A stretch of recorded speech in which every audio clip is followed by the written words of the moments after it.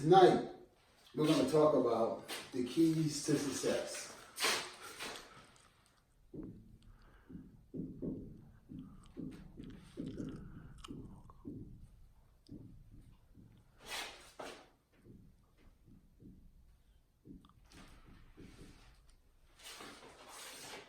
What are they? Some may say the keys to success are what? How do you define it? The way I define it is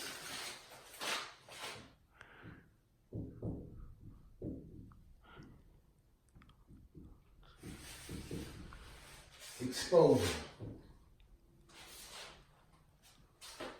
And this is what I mean.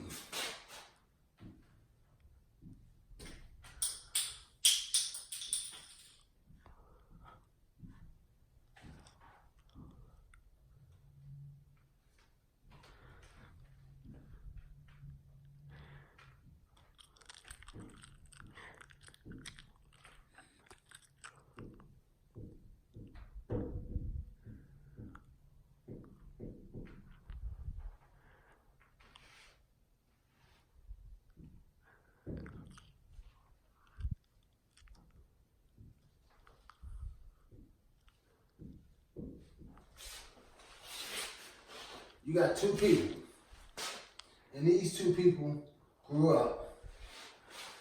These two people grew up in the same time. They went to the same school.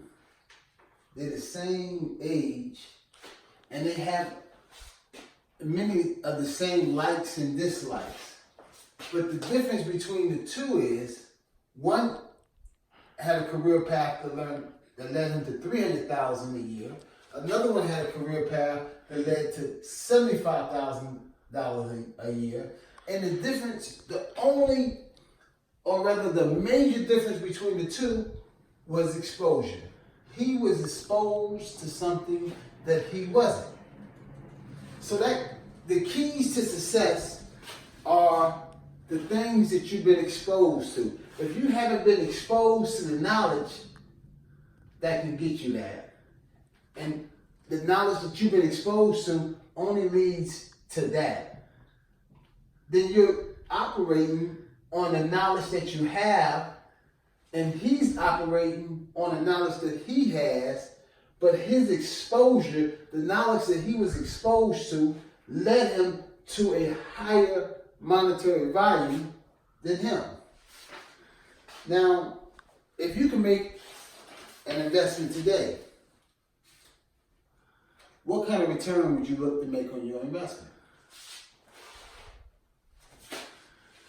Some will probably say the S&P gives you an average return over a 30-year period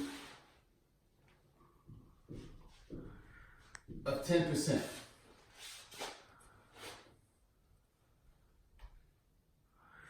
Remember that number. We're going to talk about that number in a minute.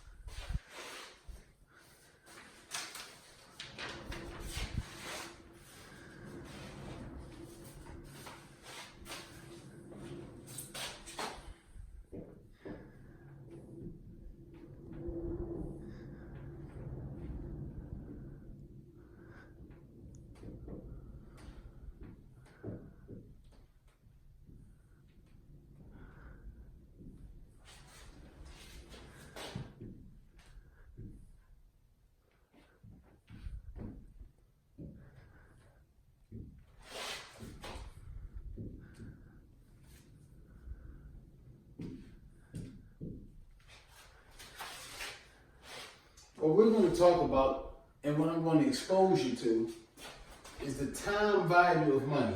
Have you ever heard of that before? With time value of money, you have PV, which means present value. You have I, which stands for interest. You have N, that stands for the term, the number of years, the number of months. You have PMT that stands for the payment that you pay on all of that. And then you also have the future value, which means there's a future value that the underlying asset is going to have. So you have present value, interest, term, number of payments, number of years, payment, future value. I'm going to give you an example. In my example, I'm going to use a grocery list. Now this grocery list that I'm going to use is called Annie's Collection of Groceries. Now, Annie's Collection of Groceries was a grocery list that was compiled in 1947. In 1947,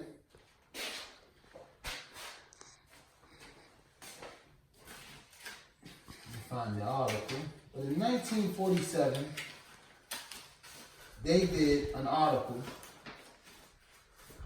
and in that article, they took and they used her grocery list. Annie's Collection of Groceries. And they broke it down. Potatoes, coffee, onions, margarine, eggs, white bread, ground beef, chicken, and salt. They had the price in 1947.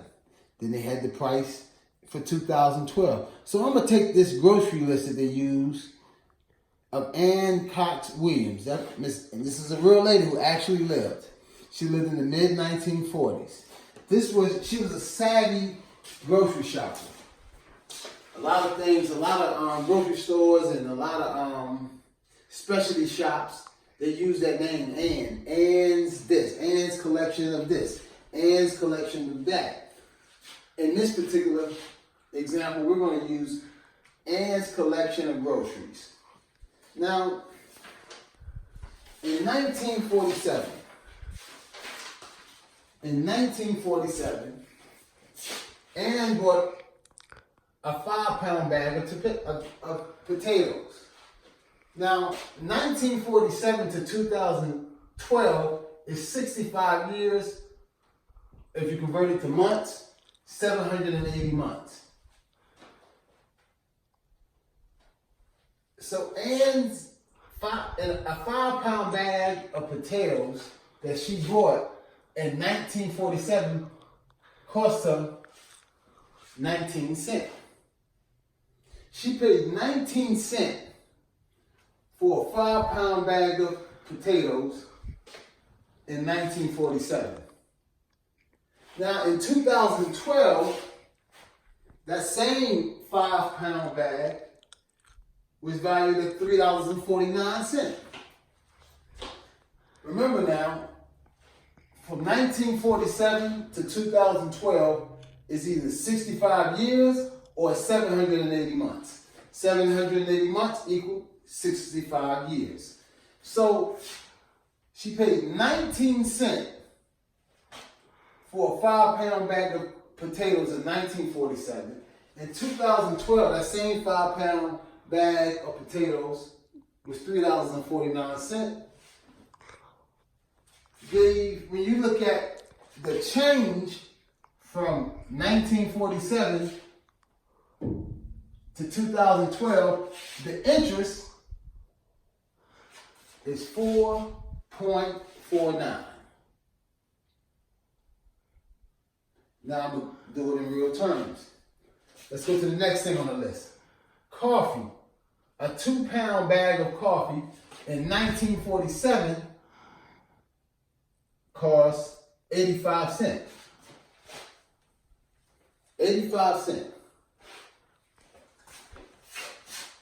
We already know that from 1947 to 2012 is 780 months. We know that there was no payments made. It's just one number, present value, we're looking for a future value. So PMT, we're just going to put a line because there was no payments made. So what we need to find out, in 2012, what did a 2-pound bag of coffee cost? Well, I looked it up. A 2-pound bag of coffee, the same coffee that she bought, was $12.80.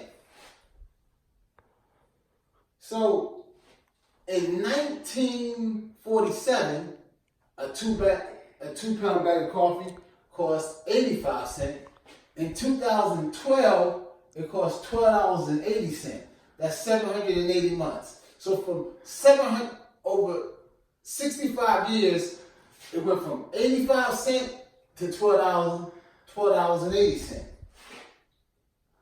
But the question is, had I invested in coffee in 1947, and had I held it for 65 years, my 85 cents would now be valued at $12.80. What kind of return on an investment would I have? Well,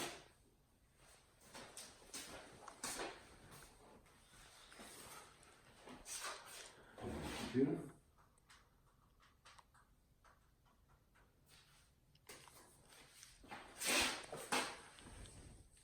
What do you think it is?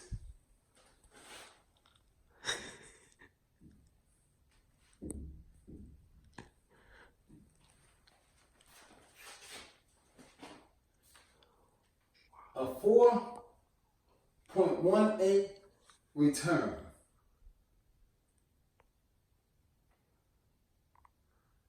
Now everybody is still trying to get to the S&P. The S&P is giving us a 10% return. We're going to talk about that. This is half of it. This is not even half of that. 4.18. So if I bought coffee and I held on to it for 65 years, that's the return. I would have spent 85 cents. It would be valued at $12.80.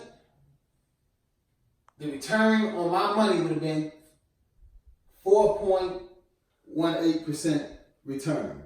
That's the interest that I would have made on my money. Onions. A 3-pound bag of onions cost 15 cents in 1947. In 2012, it cost $3.49. We know that the term is 780 months because from 1947 to 2012 is 780 months, 65 years. So had I bought onions in 1947 at 15 cents, those onions today would be worth $3.49. Over the 65-year term, 780 months. What kind of return on my investment would I have made? Do you know?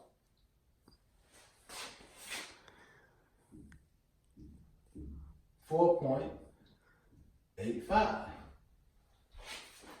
That would have been the return on the investment that I would have made. It doesn't seem like much, does it? And I held it for 65 years. If I spent 15 cents, that 15 cents would only today, in today's value, not today, but 2012, because that's the year I'm just using, because that's the year that the article was done. In 2012, my 15 cents, my one 15 cent will be worth $3.49 over 65 years, 780 months. And these are numbers that you can look at and you can pull them up right now. You know, because we still buy coffee, we still buy potatoes, we still buy onions. We buy these commodities. This is what this is called, commodities. We buy commodities all day, every day. Without these commodities, we as a society, we'd be in trouble. These are trusted and true commodities that we as a people love. So, on Ann's collection of groceries, she also bought margarine. A 1 pound container of margarine in 1947 cost 18 cents. We know that it was, again, 780 months. We know that there was no payments. But in 2012, which cost 18 cents in 2012, cost $3.18. So had I made an investment in margarine and held it for 65 years, it would have a value of $3.18. I spent 18 cents, I make $3, so I make $3 on my 18 cents. What is the return on that investment over those number of years? See, many times we may say, oh, that looks good, I made $3. But it took you to make $3 off of 18 cents, 65 years to make $3. Mm-hmm. What was your return on your investment? I have it written down, but the calculator that uses time value of money, it will break it down and do it for you every time. In this particular presentation, I have a calculator that's at your disposal so that you can put these numbers in, follow the same format that I'm using, and you can see it for yourself.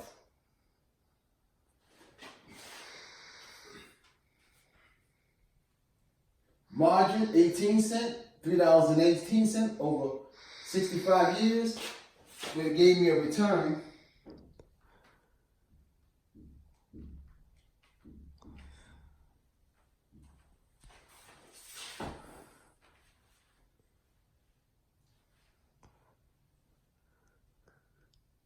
Is that a lot? But let's keep going, because I really want you to get this.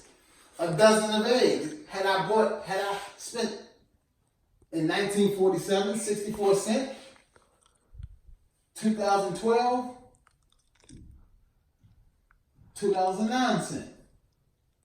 We know it's 65 years.